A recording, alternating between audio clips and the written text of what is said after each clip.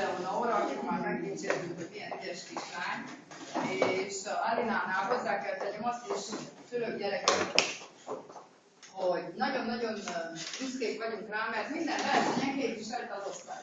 Függetlenül attól, hogy tessék bejönni, jól napot kívánok.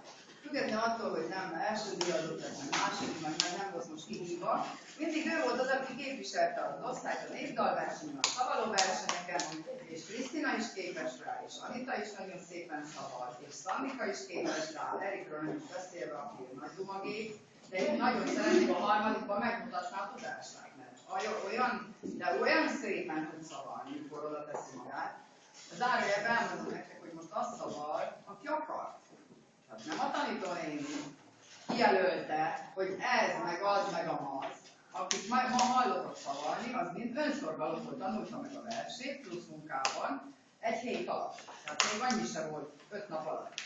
Rebi is ugyanolyan egy kislány, csak ő is egy kicsit lámhalálos tudomény és izgult, de Rebi minél többször fellépünk, mint ahogy Alina is kiáll a színpadra, ő is szokott izgulni, akár mennyire nem hiszitek róla, mert olyan kis belevaló lány. Halló!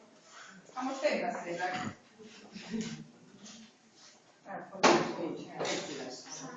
Úgyhogy nagyon-nagyon gratulálunk Alinának a szorgalmához. Biztos vagyok benne, hogy benne van nagymama, a nagynéni, stb. A család keze, hogy ilyen ügyes volt. Igaz, apuka? Mert én tudom, tartom velük a kapcsolatot. És harmadik osztályban csak így további sok sikert kívánok. Bravo! Nagyon ügyes volt.